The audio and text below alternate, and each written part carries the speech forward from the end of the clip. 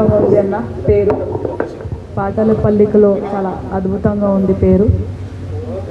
ఈ పాటల పల్లకని చాలా ఆత్మీయంగా, చాలా నిజాయితీతో, చాలా ఆశయంతో అరేంజ్ చేసిన నిర్మల కిషోర్ అన్నకు వందనాలు. దాన్ని అనుకరిస్తూ అన్నతో పాటు గత 20 ఏళ్ళ నుంచి, 15 ఏళ్ళ నుంచి, 10 ఏళ్ళ నుంచి మీరంతా కలిసి ఐక్యంగా ఇక్కడికి వచ్చిన మీ అందరికీ, మీ చెల్లి తరఫున, మీ బిడ్డ తరఫున పాదాభివందనాలు. అన్న మాట పాట అన్నాడు. మీ ముందు మాటలో చిన్నదానే, మీ ముందు పాటలో సరిదాని కాదు. ఎందుకంటే చిన్నప్పటి నుంచి కోరస్ ఇచ్చుకుంటూ కళాకారులు వెనకాల పాటలు పాడుకుంటూ వచ్చాము. సో ఎక్కువ కోరస్ చేయడమే వచ్చు, డయస్ మీద పాటలు పాడడం కంటే. గద్దరన్న చనిపోగానే నాకు తెలిసి మొదటిగా గుండెలు పగిలి ఏమైపోయింది, గద్దరన్న చనిపోయిన గుండెలు పగిలి ఏడ్చింది ఎవరంటే మాకంటే ఎక్కువ కూడా ఆయన బిడ్డలు, ఆయన కళాకారులు, ఆయన విద్యార్థులు, ఆయన నమ్ముకొని పాలనలకు అడుగుపెట్టిన ఉస్మానియా వివిధ రకాలైన పొలిటికల్ లీడర్స్. ఇక్కడ బెల్లయ్య నాయక్ ఉన్నారు అన్న. ఆ టైంలో చాలా ఎమోషనల్ సిచ్యువేషన్, మాకు కూడా షాకే. ఆ టైంలో మమ్మల్ని అడగడం జరిగింది, ఇంటి నుంచి మీరు ఎవరన్నా పాలిటిక్స్లోకి వస్తారా అని. అప్పటి వారికి ఎప్పుడు నేను పాలిటిక్స్లోకి వస్తాను అనుకోలేదు. కాకపోతే నాన్న చేసిన ప్రతి పనిలో వెనకాల క్లర్క్ పని చేసేది ఎక్కువ నేనే అన్నమాట. సో ఆ టైంలో సరే ఒక రాజకీయ అవకాశం వస్తుంది. ఇంకోటి అంటే గద్దరన్న చనిపోయే ముందు తెలంగాణ ప్రజలకు, భారతదేశ ప్రజలకు మరో యుద్ధ రూపాన్ని నేను ఇవ్వబోతున్నాను అని చెప్పాడు. పార్లమెంటులో బిల్లు పెడితేనే మనకు తెలంగాణ వస్తుందని మొదటిగా పార్లమెంటులో బిల్లు పెట్టాలనే నినాదం తీసుకొచ్చిందే గద్దర్ గారు. అట్లాగే ఎప్పుడైతే తెలంగాణ వచ్చిందో మళ్ళా ఒకసారి మన వాళ్ళ నుంచే, మన తెలంగాణ బిడ్డల నుంచే మళ్ళొక్కసారి తెలంగాణ తల్లి దగా పడుతుందని తను తెలుసుకున్న తర్వాత మరొక ఉద్యమం రూపం తీసుకొని రావాలి, నేను రానున్న తరానికి, రానున్న భవిష్యత్ తరానికి ఒక ఆయుధాన్ని ఇచ్చిపోవాలని స్వయంగా నాతోని చెప్పినారు. ఆయన చనిపోయే ముందు హాస్పిటల్కి వెళ్తే, నాన్న మీరు ఎందుకు నాన్న హాస్పిటల్ చాలా రిస్క్ తీసుకుంటున్నారు అంటే, లేదు బిడ్డ నేను ఆపరేషన్ చేసుకొని వస్తాను, నా కాలు చేయులు పని చేయవని డాక్టర్ అన్నాడు, కానీ నా గుండె, నా మెదడు, నా గొంతు పని చేస్తుందంట. నేను ఖచ్చితంగా బెడ్ మీద పడుకొని తెలంగాణ నుంచి మరో స్వాతంత్ర ఉద్యమాన్ని మొదలుపెట్టబోతున్నాను. ఆ స్వాతంత్ర యుద్ధం ఏంటంటే భారత రాజ్యాంగాన్ని రక్షించు, ఓటుని రక్షించు, నిశ్శబ్ద విప్లవాన్ని రక్షించు అన్నారు. మీరు మామూలుగా యూట్యూబ్ షార్ట్స్ చూస్తుంటే తెలుస్తుంది. నేను అనుకోకుంటే చూసాను, నేను చాలా తక్కువ సోషల్ మీడియాలో ఉంటాను, చూడను. దాంట్లో ఒకసారి ఎలక్షన్స్ ముందు అన్నారన్నమాట, చాలా వైరల్ అయింది. ఎస్, నేను రానున్న పార్లమెంట్ యుద్ధంలో పార్టిసిపేట్ చేస్తాను అన్నారు. ఒక విలేకరి అడిగారు, అన్న మరి మీ దగ్గర కులం లేదు, మతం లేదు, పైసలు లేవు, ఏం లేవన్నా, మరి మీకు ఎవరు ఓటేస్తారని అడిగారు. అప్పుడు నాన్న చాలా అద్భుతమైన మాట చెప్పాడు. అదే నాకు స్ఫూర్తి. ఏమి స్ఫూర్తి అంటే, ఎవరు ఓటేయకపోయినా నా ఓటు నేనే వేసుకుంటాను బిడ్డ. మనం చరిత్ర తిరిగి చూస్తూ ఉంటే, ఒక బిజినెస్ చేయాలన్నా, ఒక పాలిటిక్స్లకు అడుగు పెట్టాలన్నా, ఇంకేమన్నా రిస్క్ ఓరియంటెడ్ ఎక్స్పెరిమెంట్ చేయాలన్నా వెనకల ఎవరుంటారు? వెనకల తండ్రి ఉంటాడు. ఎస్పెషల్లీ పాలిటిక్స్లకు రావాలంటే వెనకల తండ్రి ఉన్నాడు. కానీ నాకు తండ్రి చనిపోయినాక నాయన చెప్పిన ఒక్క మాట, నాయన చెప్పిన ఒక వేదం, ఒకవేళ బిడ్డకు అవకాశం వస్తుంది అని అంటే తప్పకుండా నేను ఓడినా గెలిచినా ఈ యుద్ధ భూమిలో ఉంటానని ముందుకు వచ్చిన వెనకల ఎవరున్నారని చూడలే. కానీ ఒక్కటి మాత్రం నిజం, వెనకల గద్దరన్న బిడ్డలు, గద్దరన్న ప్రజలు, గద్దరన్న వారసులు ఉన్నారని నమ్మి వచ్చాడు. గద్దరని ఉన్నారని నమ్మి రాలేదు.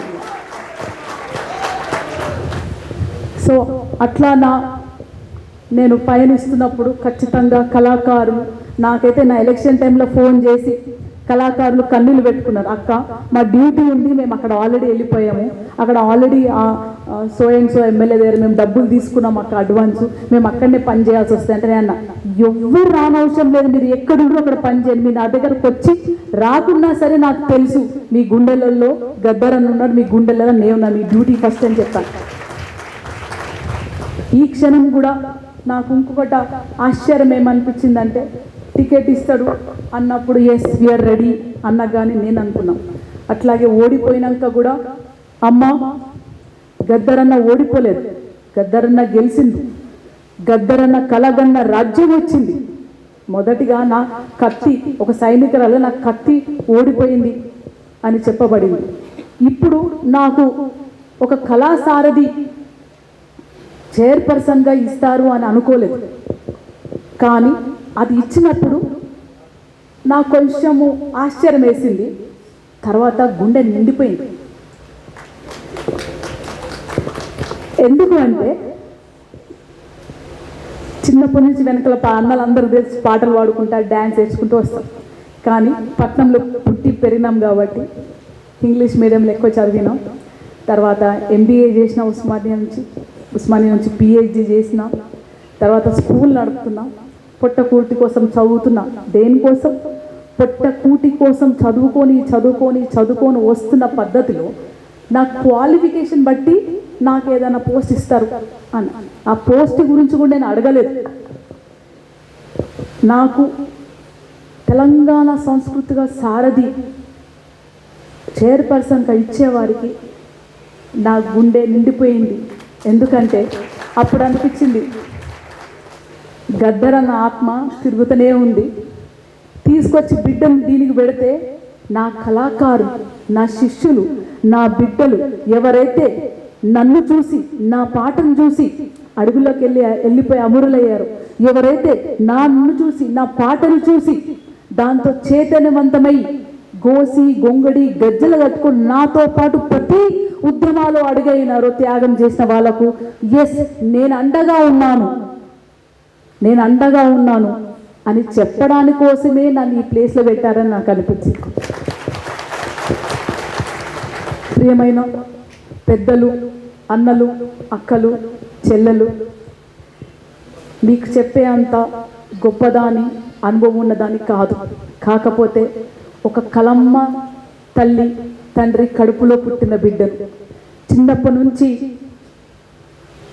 జీవితాలు త్యాగం చేసి అన్ని వదులుకొని త్యాగం చేసి కళని అమ్ముకోకుండా కళని పంచే బాటలో మీరు వచ్చారు కాబట్టి ఆ పంచే బాటలో తమ జీవితాన్ని త్యాగం చేసిన మీ కష్టాలు కన్నీళ్ళు అన్నీ నేను చూస్తూ వస్తూ వింటూ వస్తూ అనుభవిస్తూ వచ్చాను.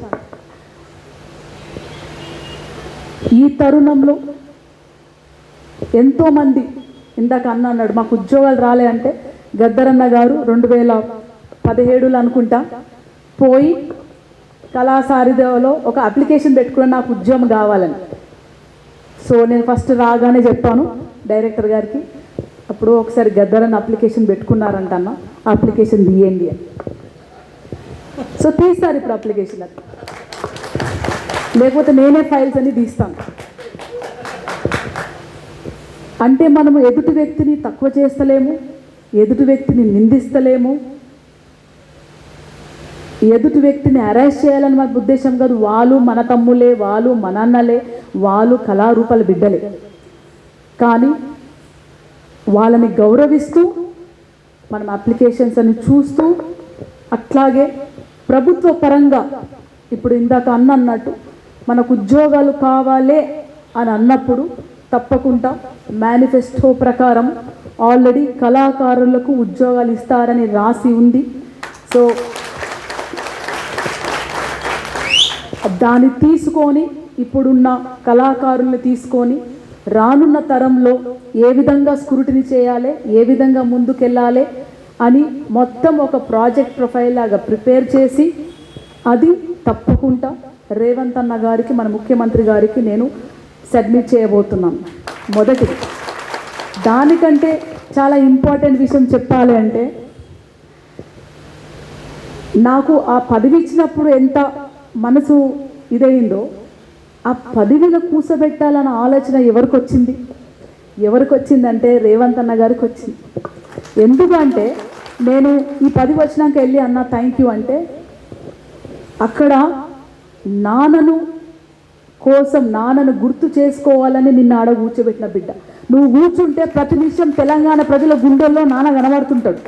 ఎవరైతే తెలంగాణ కళాకారులను ఎంత కష్టపడి తన జీవితాలు త్యాగం చేసిన కళాకారులకు నువ్వు ధైర్యం ఇవ్వాలి బిడ్డ, నేనున్నాను, నువ్వు పని చేసుకుంటూ పోవాలి. సో నాకంటే నాకు తెలిసిన, మీ పట్ల తెలిసిన ఎంత విషయం ఉందో దానికంటే ఎక్కువ రేవంత్ అన్న గారికి తెలుసు కాబట్టి, మన ముఖ్యమంత్రి గారికి తెలుసు కాబట్టి ఆయన నాకు ఈ స్థానం ఇచ్చారంటే నేను ఏ విధంగా పని చేయాలి, మనం ఏ విధంగా అందరినీ కలుపుకోవాలి, అన్యాయమైన వాళ్ళు ఏ విధంగా కలుపుకోవాలి, రానున్న తరంలో శాఖ నుంచి మనం ఎన్ని ఉద్యోగాలు ఇవ్వగలుగుతామా లేదా అని ఆయన ఒక అవగాహనతో నన్ను ఇక్కడ పెట్టారు. కాబట్టి మనం నేను ఇక్కడ నుంచి అన్న ముందు కూడా చెప్పాను, కిషోర్ అన్న నేను కోరుకుంటున్నానంటే ఒక ప్రొఫైల్ లాగా నేను ఆల్రెడీ ఒకటి ఇచ్చాను, ఒక ఫార్మాట్ ఇచ్చాను.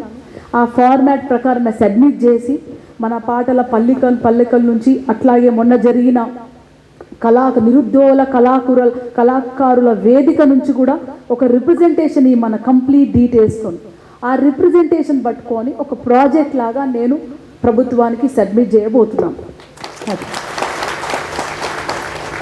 మీ చెల్లగా, మీ బిడ్డగా ఒకటి మాత్రం ఖచ్చితంగా చెప్పదలుస్తున్నాను.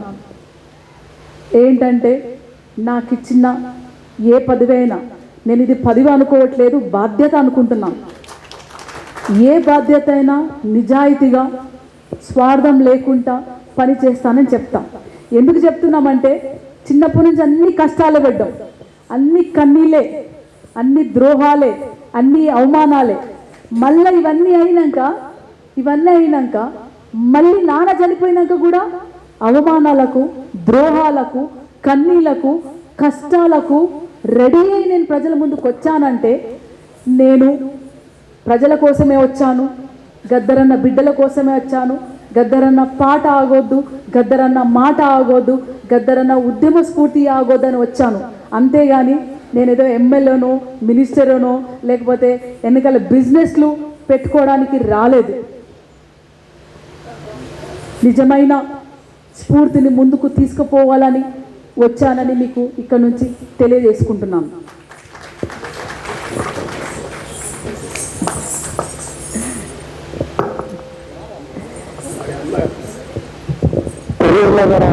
మా బిడ్డ అక్కడికి వచ్చి నన్ను కలిసి ఆమెకు ఆశీర్వదించారు. తొర్రూరులో ఆ చేతుల మీదుగా మరి గిద్దరావు సన్న మరి వారు గద్దర వార్డు వారి చేతులు తీసుకోవడం జరిగింది.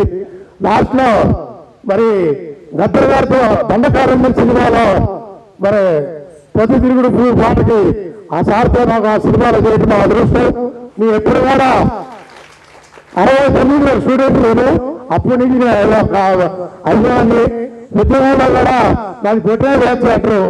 విషయంలో మరి 10 మా జిల్లా మరి ప్రతినిధి గారు ఉమ్మడి జిల్లా మరి సిద్ధేశ్వర కార్యక్రమాలు ఎవరొకటిన్నా పాల్గొట్టడం కిషోర్ గారిని ఎప్పుడు ఆత్మీయులు అందరూ ఎప్పుడు కూడా మర్చిపోతున్నారు. కిషోర్ గారిని వాళ్ళు ఎప్పుడు మా ఆత్మీయులు అదేవిధంగా బిడ్డ. ఎందుకంటే ఈ యొక్క కార్యక్రమం ఇవాళ చైర్మన్ చేయటం సంస్కృతి శాఖ మాకు ఎంతో సంతోషంగా ఉంది. మాకు అందరికీ న్యాయం జరిగిందని ప్రభుత్వంతో పోట్లాడి మనందరికీ కళాకారులు న్యాయం చేస్తారని చెప్పి ఆశిస్తూ అందరూ చల్లగా జీవిస్తున్న ఎమ్మెల్యేమ్మ మా తెలంగాణ ఎమ్మెల్యేలు తప్పకుండా మా కళాకారుల ఆశయాలని మేము సాధిస్తామని, మా అన్న ఆశయాలను నిలవేస్తామని చెప్పి కోరుతూ చక్కగా ఆశిస్తున్నాము. థ్యాంక్ యూ అమ్మా. ఏదైనా ఒక్కరితోని కాదు, నేను ముందు కూడా చెప్పాను, నేను మీ ముందు ఉండడానికి రాలేదు, మీ పైన ఉండడానికి రాలేదు, మీ వెనకలు ఉండడానికి వచ్చినా, మీ పక్కన ఉండడానికి వచ్చినా. అందరం కలిసి ఏదైనా సాధిస్తాం. తెలంగాణ ఏ విధంగా సాధిస్తామో తెలంగాణ పునర్నిర్మాణానికై నిర్మాణానికై ఏ విధంగా అయితే తెలంగాణ రాష్ట్ర ముఖ్యమంత్రి ఆధ్వర్యంలో కాంగ్రెస్ పార్టీ ఆధ్వర్యంలో మనం పునర్నిర్మాణానికి భాగం కావాలని మీ అందరినీ కోరుతున్నాను.